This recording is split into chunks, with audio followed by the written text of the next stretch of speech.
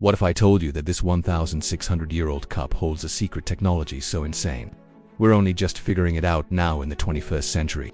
This is an artifact in the British Museum that seems to break the laws of physics, mixing ancient art with a secret hidden on a scale that is literally impossible to see. This is the story of an object that connects the ancient past to the far future, proving our ancestors could do things we thought were completely impossible. This is not a magic trick. It's a 1,600-year-old masterpiece of Roman engineering. In one light, it looks like a calm jade green, and in another, boom, it blazes a fiery ruby red. For decades, nobody could explain how it worked. The secret, hidden for centuries, wasn't sorcery. It was a technology so advanced, we're only now starting to see how big of a deal it is. This is the story of the Lycurgus Cup, and how ancient Romans accidentally became the world's first nanotechnologists. Today, this thing is sitting in the British Museum, and at first, it just looks like a crazy expensive piece of Roman luxury glass. It was made in the late 4th century AD, and it is a super rare type of glass called a cage cup, or vase diatritum. This was the absolute peak of Roman glassmaking. So difficult and fragile that only about 50 of them have survived, and most are just tiny fragments. The way they made it was unbelievable. An artist would start with a single, thick piece of glass. Then, with an insane amount of patience, they would carve and grind away almost all of the glass, leaving a fragile cage around the inner cup, all connected by these tiny glass bridges. It was so ridiculously hard to do that only the absolute richest Romans could afford one. But this cup is even more special. It's the only complete cage cup in the world with a whole scene carved into it. The carvings show the story of a hot-headed king named Lycurgus. The cup shows that exact moment, with Dionysus and his friends taunting the helpless king. For a rich Roman, this cup wasn't just for drinking. It was a huge flex, a status symbol, and a history lesson all at once. But the art and the history were nothing compared to a property that blew everyone's mind. When light shines on the cup, it's a calm jade green color. But when you put a light inside the cup and it shines through the glass, it glows with a crazy, bright ruby red. This bizarre color-changing trick is called dichroism, and for centuries it made the cup a complete mystery. When the British Museum got the cup in 1958, the puzzle just got bigger. For decades, scientists and historians were totally stumped. What could possibly make it do that? People guessed everything. Was it a rare gem? A weird chemical reaction? The mystery was huge because there was literally nothing else like it. It was like a one-of-a-kind magic trick from an ancient artist. The answer had to wait until our technology could finally catch up to this ancient cup. The big moment finally came in 1990. Researchers got to study a few microscopic fragments that had broken off. They put these tiny specks under a massive electron microscope, and they finally saw what no one had seen for 1,600 years. What they found wasn't magic, but something way more incredible. Mixed into the glass were millions of microscopic particles of gold and silver. They had been ground down to an impossibly small size, about 50 to 70 nanometers wide. To give you an idea of how small that is, these particles are over 1,000 times smaller than a single grain of table salt. The Roman glassmakers with zero modern tech had accidentally discovered nanotechnology. They had created what we now call a nanocomposite material. The secret of the cup wasn't a lost spell, it was a lost technology, so advanced it wouldn't be seen again for over 1,000 years. So, how does this ancient nanotechnology actually work? It's all because of a physics thing called surface plasmon resonance.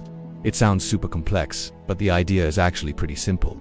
When light hits the tiny metal nanoparticles in the glass, the electrons on the metal's surface start to vibrate. The silver nanoparticles are the key to the green color. They are amazing at scattering green light while absorbing the other colors. So, when you light the cup from the front, light bounces off these particles, and your eyes see the cup as a cool, jade green. The red color, though, comes from the gold. Gold nanoparticles do the opposite. They're great at absorbing blue and green light, but let red light pass straight through. So when you put a light inside, the light travels through the glass. The gold particles eat up most of the other colors, but the red light makes it to your eye, making the cup glow like it's on fire. The combination of both metals, in the perfect ratio and size, creates this insane two-color effect. But that leads to the next huge question. How in the world did the Romans do it? It's almost impossible they understood the physics, but they were master artists who knew their materials inside and out. The main theory is that it was just tons of trial and error and accidental discovery they got better at over time. The glassmakers would have added tiny bits of finely ground gold and silver dust into the melted glass. We're talking tiny amounts only, about 40 parts per million of gold and 300 parts per million of silver. They might not have even known gold was the key ingredient for the red color. It could have just been mixed in with their silver. Through endless experiments, they must have learned that a specific recipe, with a specific way of heating and cooling it, could create this unbelievable effect. The fact that they could already make a cage cup, which was a work of genius, and then add this property is, as one expert said, an amazing feat.